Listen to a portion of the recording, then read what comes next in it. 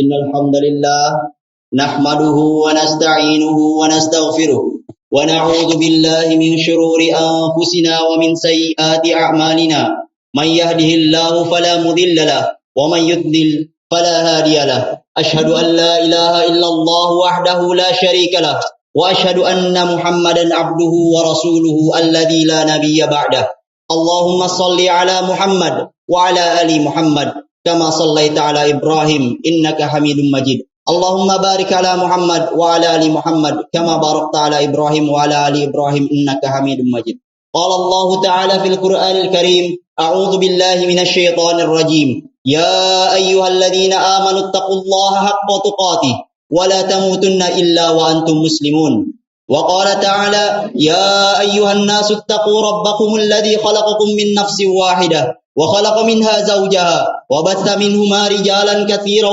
ونساء واتقوا الله الذي تساءلون به والأرحام إن الله كان عليكم رقيبا وقال تعالى يا أيها الذين آمنوا اتقوا الله وقولوا قولا سديدا يصلح لكم أعمالكم ويغفر لكم ذنوبكم ومن يطع الله ورسوله فقد فاز فوزا عظيما فإن أصدق الحديث كتاب الله وخير الهدي هدي محمد صلى الله عليه وسلم وشر الأمور محدثاتها فإن كل محدثة في الدين بدعة وكل بدعة ضلالة وكل ضلالة في النار أما بعد Ma'asyiral muslimin, jamaah sidang Jumat yang semoga dirahmati oleh Allah Subhanahu wa taala. Marilah kita panjatkan puji dan syukur kepada Allah Subhanahu wa taala yang mana Allah Subhanahu wa taala telah memberikan kepada kita semua nikmat yang begitu banyak. Nikmat iman, nikmat Islam, nikmat sehat, dan nikmat waktu luang. Yang mana dengan nikmat tersebut kita dapat berkumpul kembali di masjid yang mulia ini supaya menjalankan ibadah sholat Jumat secara berjamaah.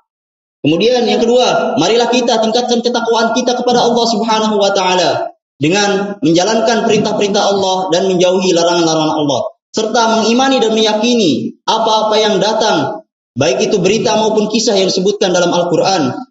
Kemudian marilah kita panjatkan salawat serta salam kepada tauladan kita, uswah kita, Nabi Muhammad sallallahu alaihi wasallam, karena melalui perantara beliau Islam diturunkan dan melalui perantara beliau larangan-larangan Allah dan perintah-perintah Allah Subhanahu wa taala tersampaikan kepada kita semua. Ma'asyiral muslimin, jamaah sidang Jumat rahimani wa rahimakumullah. Pada kesempatan yang berbahagia ini, khatib akan menyampaikan sebuah hadis yang diriwayatkan oleh Imam Muslim dalam sahihnya. An Abi Hurairah radhiyallahu anhu qala Rasulullah sallallahu alaihi wasallam, "Inna Allah yarda lakum thalathan wa yakrahu lakum thalathan, fayarda lakum an ta'buduhu wa la tusyriku bihi syai'an wa an ta'tasimu bihablillahi jami'an wa la tafarraqu. Wa yakrahu lakum qila wa qala wa kasratas su'ali wa idha'atil mal." Rasulullah sallallahu alaihi wasallam bersabda, dari Abu Hurairah radhiyallahu anhu, ia berkata, Rasulullah sallallahu alaihi wasallam bersabda, sungguhnya Allah Subhanahu wa taala meridhai bagi kalian tiga perkara dan membenci bagi kalian tiga perkara. Maka Allah Subhanahu wa taala meridhai bagi kalian supaya kalian beribadah kepada Allah Subhanahu wa taala dan janganlah kalian menyekutukan Allah Subhanahu wa taala dengan sesuatu apapun. Dan hendaklah kalian berpegang teguh kepada tali Allah Subhanahu wa taala dan janganlah kalian berpecah belah. Kemudian Allah Subhanahu wa taala membenci atas kalian menyebarkan berita hoaks, menyebarkan berita yang tidak benar, menyebarkan berita yang tidak jelas kebenarannya. Kemudian banyak bertanya serta idha'atil mal, yaitu menyia-nyiakan harta. Ma'asyiral muslimin, jamaah sidang Jumat rahimani wa rahimakumullah. Dalam hadis yang mulia ini ada beberapa pelajaran yang wajib kita perhatikan. Pelajaran yang pertama adalah wajib kita mentauhidkan Allah Subhanahu wa taala dengan sebenar-benar tauhid. Karena tauhid merupakan pondasi tiang daripada agama Islam, yang mana agama Islam tidak akan tegak kecuali dengan tegaknya tauhid. Karena tauhid juga merupakan hak Allah Subhanahu wa taala yang paling besar. Rasulullah sallallahu alaihi wasallam bersabda ketika beliau bertanya kepada Mu'adz bin Jabal, "Ya Mu'adz, atadri ma haqqullahi 'alal ibad?" Qala Allah wa rasuluhu a'lam. Qala ayyu badallahu wa la yushraka bihi syai'un. Faqala atadri ma haqquhum idza fa'ala dhalik? Qala Allah wa rasuluhu a'lam. Qala alla yu'adzibahu.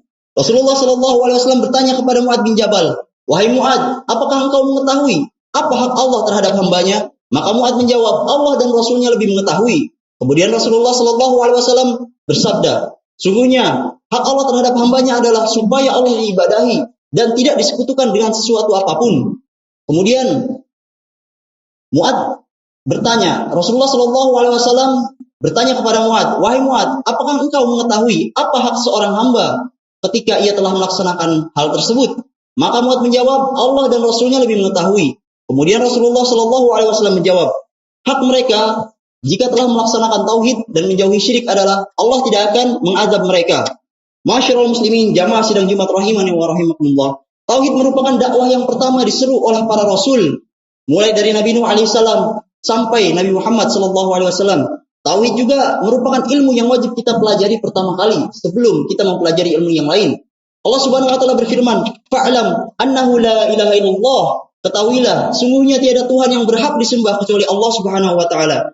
Masyarul muslimin, jamaah sidang Jumat rahimani wa rahimakumullah. Pelajaran yang kedua adalah wajib bagi kita untuk menjauhi perbuatan syirik, menyekutukan Allah Subhanahu wa taala dengan makhluknya. Terlebih lagi dengan benda mati dalam peribadahan kepada Allah Subhanahu wa taala. Karena syirik merupakan dosa besar, dosa yang paling besar dan kezaliman yang paling besar terhadap Allah Subhanahu wa taala. Allah Subhanahu wa taala berfirman, "Wa idz qala Luqmanu libnihi wa huwa ya'iduhu ya bunayya, la tusyrik billah, inna syirka la dzulmun 'adzim." Dan ingatlah ketika Luqman berkata kepada anaknya dan ia sedang memberi pelajaran kepada anaknya, "Wahai anakku, janganlah engkau berbuat syirik kepada Allah, menyekutukan Allah, karena sungguhnya perbuatan itu merupakan kezaliman yang amat sangat besar."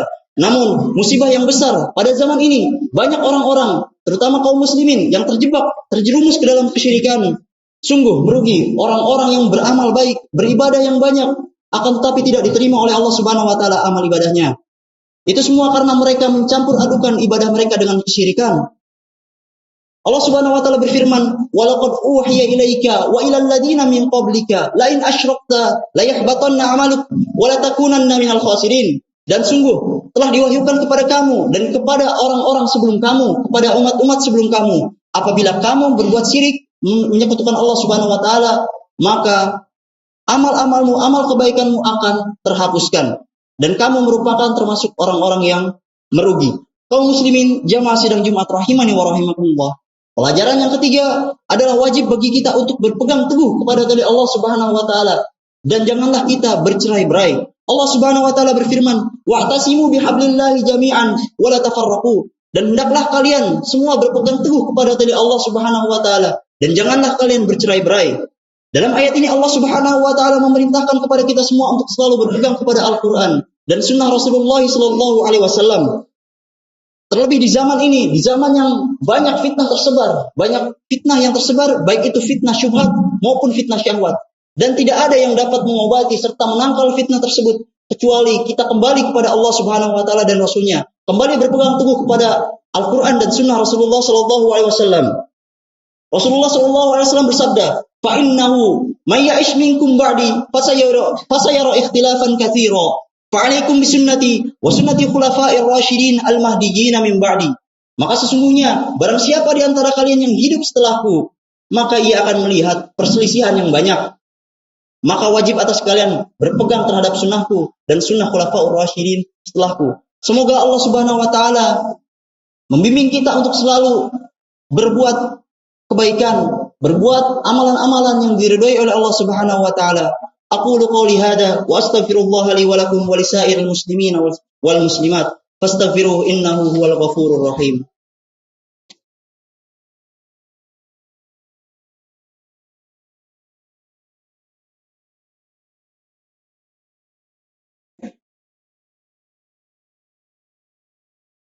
Alhamdulillah, wassalatu wassalamu ala asyrafil anbiya'i wal mursalin wa ala alihi wa ashabihi wa man tabi'ahum bi ihsanin ila yaumiddin.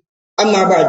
Kemudian, jamaah sidang Jumat rahimani wa rahimakumullah, tiga perkara yang dibenci oleh Allah Subhanahu wa taala yang disebutkan dalam hadis yang pertama adalah, yang pertama, menyebarkan berita yang tidak jelas kebenarannya.